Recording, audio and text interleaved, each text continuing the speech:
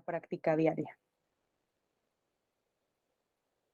La ética, entonces, haciendo un resumen y considerando lo que hemos hablado, es, digamos, teórica, ¿no? O sea, va a hablar de cómo la moral, cómo se construye, ¿no? Cómo las sociedades aceptan unas conductas y otras no. Y la moral, esa es la práctica, ¿vale? Vamos a llevarlo a los comportamientos que se hacen en la práctica. Entonces, la razón principal de todo juicio ético, pues, es servir de guía a la práctica. Es decir, vamos a analizar esas conductas de la moralidad eh, con ciertas metodologías, ¿no? Con cierto rigor científico para hablar de la ética y que la ética nos pueda dar pautas para saber cómo regirnos, ¿no? Obviamente es inevitable en toda sociedad pues cuestionar sobre lo bueno, lo adecuado y lo justo, ¿no? Lo que se considera deseable y lo que se ve como indeseable en ciertas sociedades, ¿no? Vemos que en algunas sociedades una actitud o una conducta puede ser considerada adecuada o se acepta y en otras sociedades es completamente diferente. Esa conducta a lo mejor es hasta está tipificada, ¿no? Está señalada como no aceptada, ¿sí? Y derivado de ello también hablamos entonces de una ética aplicada, que lo que se pretende es que no se quede solamente en ese análisis de una reflexión, como lo menciona esta autora, que es una filósofa que habla mucho de la ética de la Cortina, que no se quede solamente una reflexión en las aulas y en los seminarios, ¿no? Como una reflexión académica, sino más bien que busque dar pautas para orientar la acción en la vida cotidiana, la vida que tenemos día a día. Entonces, que esta ética nos guíe para tener una convivencia, digamos, más sana, más saludable, no nada más entre seres humanos, sino también con todos los seres que comparten el planeta. Y ahora sí, ya habiendo hablado de la ética, de la moral, entramos a esta parte de la bioética, ¿no? Lo que vamos a analizar el día de hoy. Entonces, la bioética forma parte de esas éticas aplicadas, de esas éticas que buscan darnos herramientas para resolver los conflictos morales, ¿no? Que están inherentes a diferentes ámbitos de la vida, ¿no? Que podemos ir ahí, dice, desde problemas medioambientales hasta la práctica médica. Entonces, todos esos conflictos morales, todos esos problemas que surgen en las ciencias de la vida, pues ahí entra la bioética, ¿sí? Como esta disciplina que intenta brindarnos herramientas y metodologías para poder resolver estos conflictos. Entonces, lo que busca, pues, es avanzar, dice, en la difícil tarea de pensar, valorar y activar lo humano en medio, desde y a pesar de las complejas realidades, ¿no? Dice, de deshumanización que marcan el momento presente de la historia. Entonces, varios de los puntos o de los conflictos, de los problemas que aborda la bioética, ahí los podemos ver. Van desde el deterioro ambiental, unas cuestiones completamente ambientales, ¿sí? De investigación tecnocientífica con animales humanos y no humanos, ¿sí? La globalización de la pobreza, el uso de la inteligencia artificial, la búsqueda del ser humano perfecto y la alteración de sus genes, ¿sí? La crueldad animal y el derecho a una muerte digna.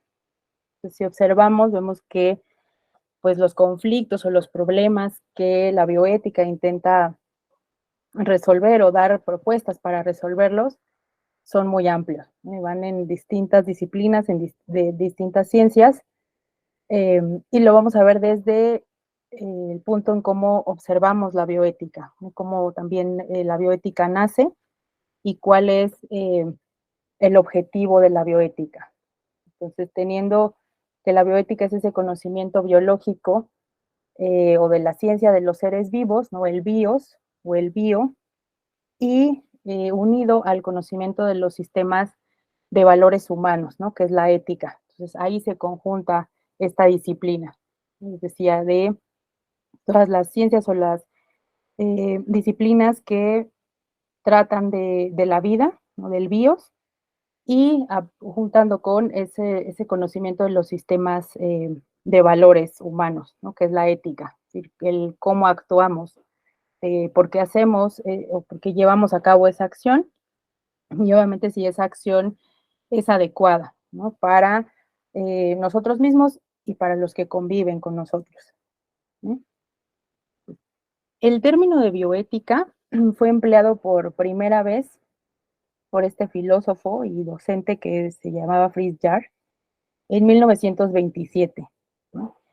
Él hace referencia a la bioética en algún ensayo que él publica, eh, y habla de este término haciendo referencia a la responsabilidad, dice, del hombre por cuidar y proteger la vida, y él menciona en ese momento que la vida no solo del ser humano, ¿no? Sino también de otras formas presentes en el planeta. Entonces, la primera aparición de este término de bioética, ¿no? Sin embargo, eh, esta mención, dice, no tuvo mucha influencia, ¿no? En ningún ámbito de conocimiento, ¿no? Ni en la historia de la bioética no es tan conocido esta primera mención del término, ¿no? Ya posterior, en 1970, el bioquímico y profesor de oncología, muy conocido por eh, estos orígenes de la bioética, que es Van Rensselaer Potter, es el primero que utiliza el término, dice, en el campo médico y en la biotecnología. Si nosotros buscamos en los orígenes o en los principios de la bioética, vamos a encontrar pues el nombre de este bioquímico, ¿no? Como el primero que ya, además de nombrar el término, pues ya desarrolla toda una teoría alrededor del término y nos dice para él qué es la bioética, la define y además nos explica cuál es el objetivo, la función de la bioética.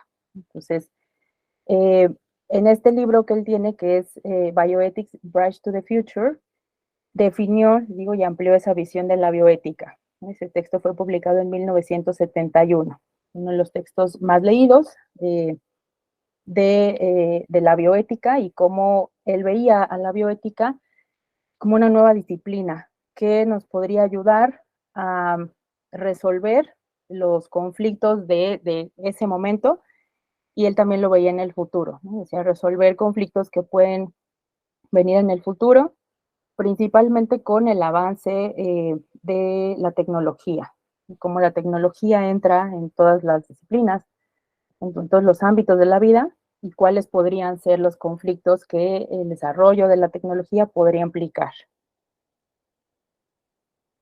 Entonces, decía, este autor habla de que es la bioética es una nueva disciplina, dice que combinaría entonces la ciencia y la filosofía, la ciencia principalmente las ciencias biológicas, y esto con el objetivo de obtener una sabiduría definida por él como el conocimiento de cómo usar el conocimiento, ¿no? Decía que era necesario eh, tener una teoría o tener una base teórica que nos ayudara a la supervivencia humana y a mejorar la calidad de vida. Entonces, la bioética es ese conocimiento, ese conjunto de conocimientos que son inter, trans y multidisciplinario, o sea, que toma diferentes disciplinas y además toma sus métodos o su conocimiento, pero no solamente lo conjunta, sino que trata de con esos conocimientos de otras disciplinas, pues crear y proponer la bioética soluciones, ¿no? Posibles respuestas a los conflictos de la vida. Pues, ahí lo menciona, toma todos esos conocimientos eh, para explicar esa interacción dice, compleja de la vida humana, la ciencia y la tecnología. Tiene el propósito de reflexionar sobre las consecuencias del actuar humano, principalmente potenciado por la tecnología y su desarrollo en las ciencias de la vida. Pues los inicios de esta disciplina, ¿no? Vienen de las investigaciones científicas, ¿no? Una revisión de protocolos de investigación, la importancia de revisar si se cumplían ciertos protocolos, ya cuando estuvieran creados, ¿no? Y también sus inicios se enlazan mucho con la disciplina clínica u hospitalaria, ¿no?, relacionados con las decisiones sobre el cuidado de la salud. En el área de las ciencias de la salud, las ciencias biológicas y sociales, pues la preocupación por la experimentación e investigación con seres humanos que en algún momento se observaron casos de abuso y de explotación, fue uno de los puntos de partida de esta disciplina. Fueron una de las preocupaciones que detonaron eh, el interés por empezar a estudiar si las conductas y esa experimentación y esta investigación era adecuada, ¿no?, si se tenía que hacer y los daños que causaba en las personas en las que se experimentaba, ¿no? Principalmente, sus inicios están basados en los experimentos de los campos de concentración durante la Segunda Guerra Mundial, perdón, en donde pues se observaban obviamente irregularidades, arbitrariedades y una falta total del respeto por la dignidad humana, ¿no?, donde eh, se experimentaba con los seres humanos, ¿no?, y no había un cuestionamiento acerca de esas acciones. Entonces, les comento, de esta manera, pues emergió ese interés general por desarrollar una clínica y una investigación científica que fuera ética, responsable y respetuosa. Entonces, estos orígenes van en esas investigaciones con seres humanos en la Segunda Guerra Mundial, y de ahí se deriva entonces que posterior, en 1947, ¿no?, ya después de los actos atroces de la Segunda Guerra Mundial, de todas estas experimentaciones con seres humanos, pues se creara un tribunal, el Tribunal de Nuremberg, en donde se condenó a 27 médicos nazis por las acusaciones de crímenes contra la humanidad, eh, por todas estas experimentos que hicieron, ¿no?, de una manera inhumana y sin tener en cuenta y sin respetar la dignidad humana. Entonces, las decisiones que se tomaron en ese tribunal se enunciaron entonces en el Código de Nuremberg, en que se publicó, se hizo a conocimiento ese mismo año, y este código representa el primero que contenía principios éticos, ¿no?, ante el respeto de los derechos humanos, principalmente en investigaciones científicas con seres humanos. Pues ese es uno el documento que tiene, eh, bueno, están plasmados los principios éticos, ¿vale? Donde ya se observa que tiene que haber pautas, ¿no?, principios que guíen el actuar para hacer investigación con seres humanos, que no se puede hacer investigación sin pensar en las consecuencias o en el riesgo y obviamente sin respetar la dignidad. En este Código de Nuremberg, es el primer documento que planteó explícitamente la obligación de tener ciertas pautas éticas, y una de esas pautas era solicitar el consentimiento informado, ¿no?, de todas las personas que entraban a un experimento, ¿no? Entonces, donde se tenía que expresar el respeto por la autonomía eh, de esa persona, ¿no? Y principalmente este código está conformado por 9 puntos que brindan algunas recomendaciones éticas que deben de cumplir estas experimentaciones, ¿no? Ahí podemos verlos como el consentimiento informado, ¿no?, que que el valor del experimento, pues, debe ser de importancia, ¿no?, y respetar también un beneficio para la sociedad, o sea, con una justificación de desarrollo, de crecimiento, sí, pero también que no implicara un daño, un sufrimiento físico, mental o un daño innecesario a las personas que participaban en esos experimentos. Que el riesgo nunca debería de exceder de la importancia de la investigación, ¿sí? Que el experimento también se desarrollara solamente por personas científicamente calificadas, personas que supieran qué era lo que estaban haciendo, que tuvieran el conocimiento de lo que hacían y que además siguieran esas pautas, ¿no? Y que durante el procedimiento o el experimento, pues la persona pudiera tener la libertad de poner fin a su participación en el experimento, ¿no?, que se llevaba a cabo. Posterior a este Código de Nuremberg, eh, se crea esta Declaración de Helsinki en 1964, que se redacta por la Asociación Médica Mundial. Es uno de los documentos de excelencia en materia de protección y regulación ética de la investigación en seres humanos, ¿no? Que es aceptada internacionalmente. Y entonces, en esta declaración, pues se resalta la presencia de 4 principios bioéticos fundamentales, que es la autonomía, la beneficencia, la justicia y la no maleficencia, ¿no? En donde son 4 principios que ahí se comentan se deben de respetar al momento de hacer estas investigaciones. Y a esta declaración de Helsinki se han realizado y se realizan revisiones y enmiendas cada 8 años, ¿no? A la par también de todos los cambios y de todo el desarrollo en la investigación, en la tecnología, ¿no? Con el objetivo, pues, de también garantizar ese respeto hacia los participantes en las investigaciones médicas, eh, y de también ir a la par de el crecimiento, el desarrollo de la tecnología. Pues, esta declaración de Helsinki está dividida en varios apartados, eh, y algunos bueno, los apartados en los que se dividen aquí están presentes y todos ellos tienen el objetivo, van con el objetivo principal, pues de respetar el bienestar del individuo sobre todo lo demás, ¿no? O sea, primero respetar el bienestar y la dignidad humana antes de cualquier otro principio, ¿no? Posterior a esta declaración está el informe Belmont, que fue elaborado por la Comisión Nacional para la Protección de los Sujetos de Investigación Biomédica y del Comportamiento en 1973. Este informe representa una guía para la protección de los sujetos humanos en investigación y aquí también se mencionan 3 principios éticos fundamentales, que es uno, el respeto por las personas y por su autonomía, respetar la libertad de la persona. 2, la beneficencia, es decir, que cualquier investigación que se realice, pues tendría que llevar este principio de no causar daño, no hacer daño, y que se aumenten los beneficios y que se disminuyan los posibles daños.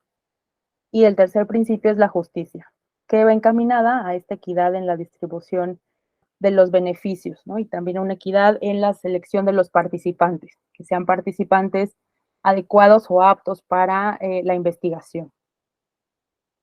Pues dentro de este informe nos menciona también que para su aplicación se deben considerar los siguientes requerimientos.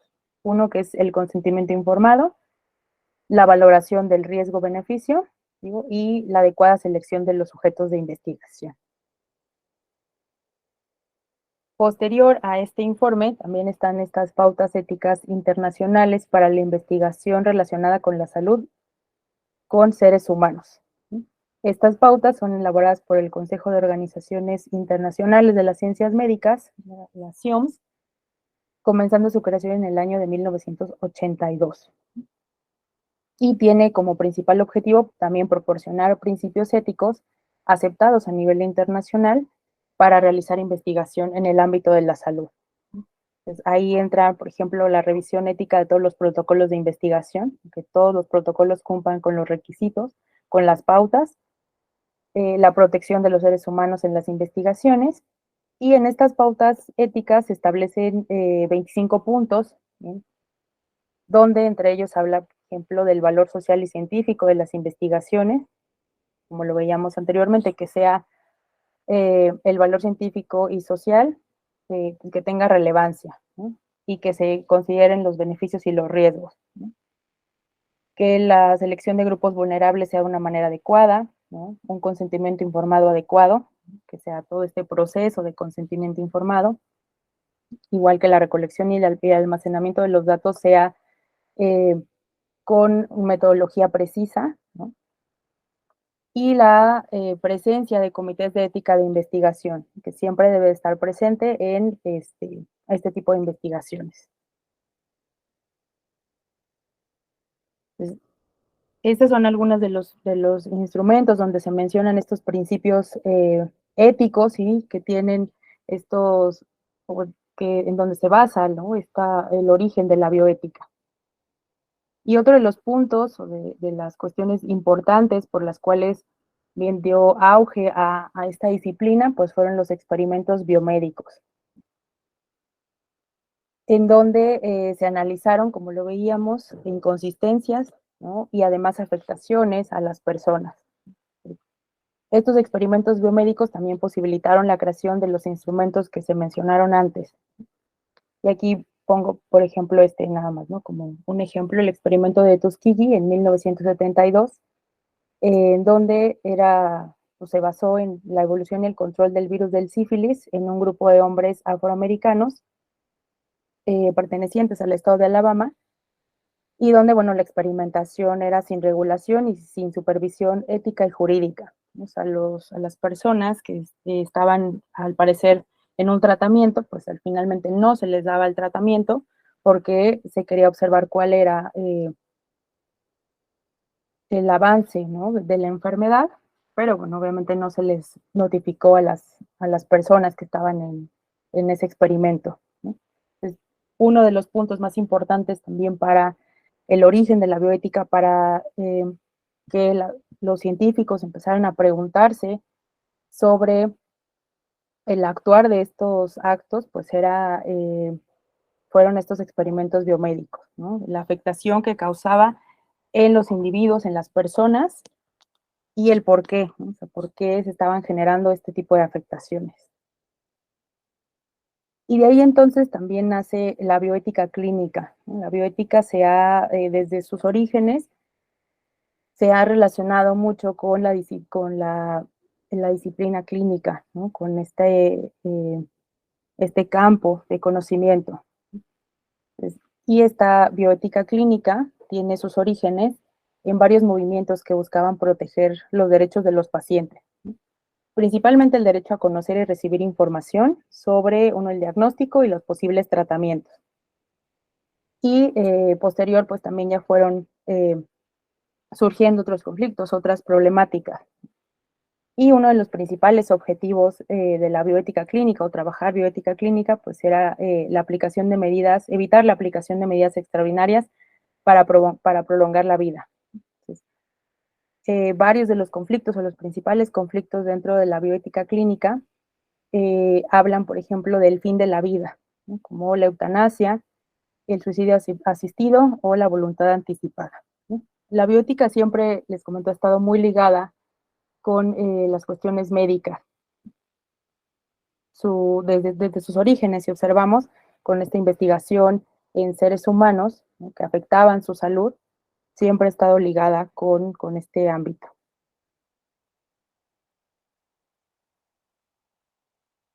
Aquí recordamos algunas de las principales principios y pautas éticas dentro de la bioética clínica, ¿no? El consentimiento informado, maximizar los riesgos, minimizar los riesgos y maximizar los beneficios, ¿no? La libertad de que los pacientes decidan sobre su participación, la privacidad y la confidencialidad de sus datos, y también considerar el valor social y científico, ¿no? La importancia que tiene esas experimentaciones o ese tratamiento en los pacientes. Y ahora sí, ya hablando un poquito de las metodologías de la bioética, ¿no? Dentro de, eh, de esta disciplina hay diferentes metodologías, pero una de las más importantes o de las más utilizadas en el ámbito médico es el principialismo, ¿sí? Es una metodología que fue desarrollada por estos dos autores, por Tom Bicham y James Childress, ¿sí? En donde ellos lo que buscan es hablar de principios de ética biomédica, ¿no? Publican este libro en 1979 y ahí formulan una teoría que está basada en 4 principios fundamentales, ¿sí? Y este esquema también ellos lo basan en el informe Belmont, ¿no? En estos principios que yo les comentaba, si ven, son los mismos que se tomaron o se expresaron en este informe de Belmont, pero bueno, ahora estos autores crean una teoría, ¿no?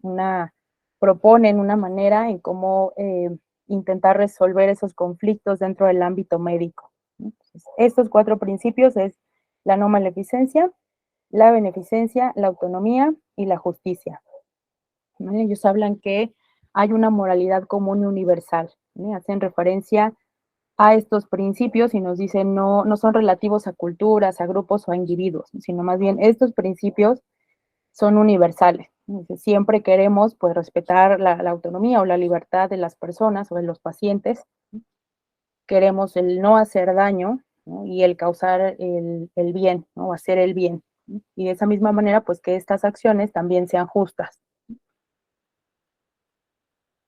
Entonces, los autores mencionan, y para una de las partes en cómo ellos defienden esta teoría del principialismo, pues nos dice que son principios compartidos, ¿no? Por todos.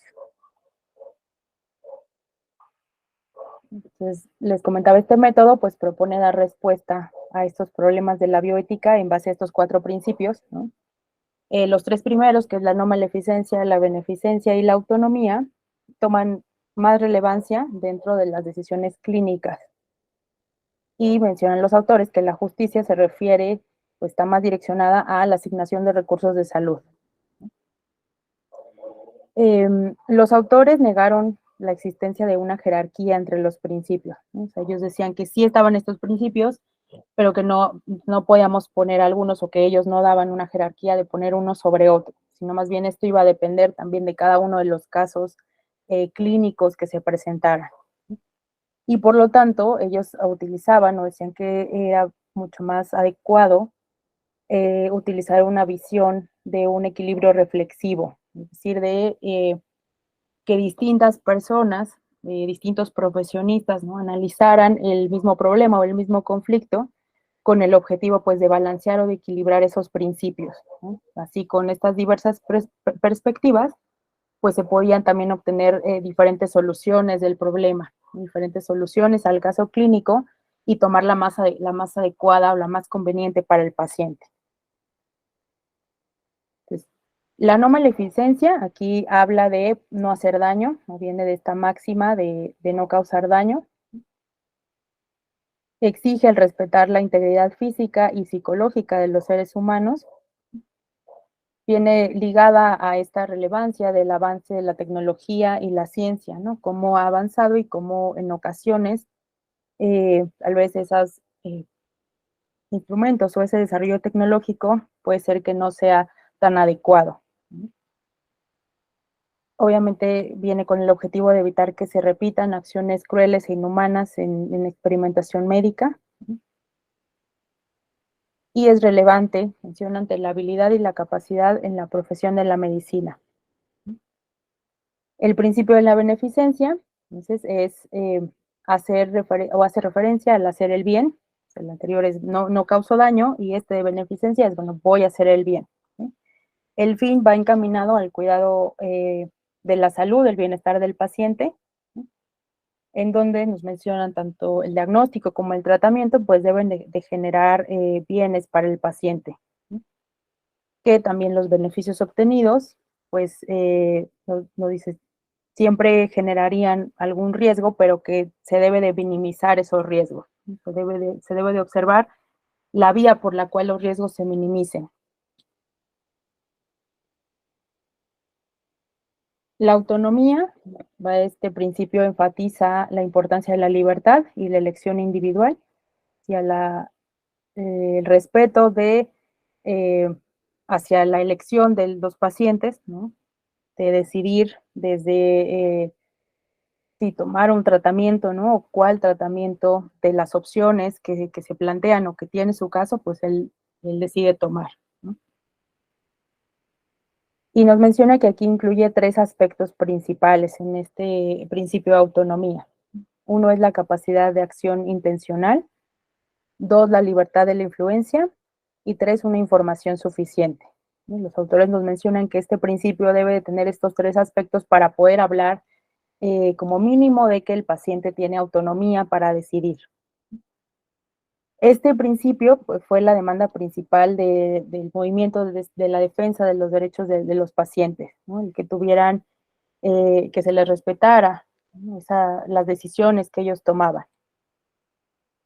Y está establecido, como ya lo vimos también en los instrumentos anteriores, pues en varios tratados internacionales. Y el último principio, que es la justicia, decía, vas más encaminado a la distribución equitativa, ¿vale? de los recursos de salud.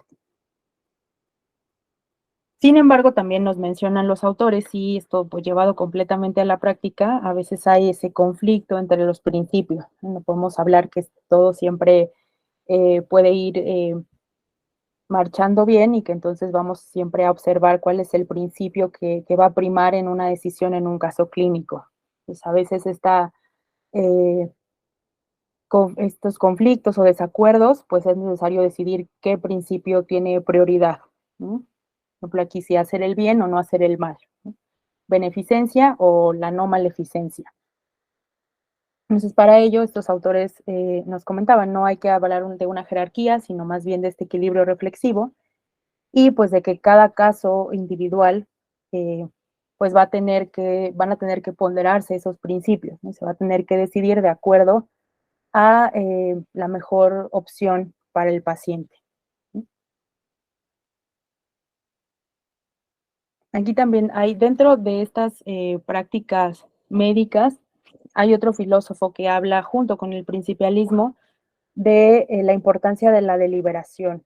Es decir, hay que hacer un análisis detenido de las circunstancias y de las consecuencias que concurren en un caso concreto y por lo tanto identificar cuáles son todos esos cursos de acción, de cuáles son todas las oportunidades o las opciones que tenemos y de ahí pues poder decidir, ¿no? Me voy a ir un poquito más rápido con esta parte, ¿no? Aquí vienen algunos de los pasos que este autor, el filósofo Diego Gracia, presenta en este proceso deliberativo, ¿no? Uno es la deliberación sobre los hechos, ¿no? ¿Qué es lo que pasa? Dos es la deliberación sobre los valores, si hay valores en conflicto, les decía principios que a lo mejor estén en desacuerdo. Tres, la deliberación sobre los deberes, este, cuáles son los cursos, por ejemplo, ahí decía cursos extremos de acción, cursos de acción intermedio y un curso de óptimo de acción, ¿no? ¿Cuál es la solución o la propuesta más adecuada, ¿no? El cuarto paso es la deliberación sobre las responsabilidades finales, si la decisión es legal, primero, ¿no? Si se tomaría esa decisión en caso de esperar alguna hora o algunos días, si es que se puede, y finalmente, pues tomar esa decisión, ¿no? Ya final, donde eh, se haya consensado, ¿no? Todas las posibles soluciones. Entonces, ahí ven algunos puntos que el filósofo menciona importantes dentro de la deliberación en la bioética médica, ¿no? Como la capacidad de dialogar, de cambiar de opinión, ¿no? También de participar, de pedir ayuda, de comprometerse con la veracidad y de admitir alguna dosis de incertidumbre también, ¿no? En estas decisiones médicas.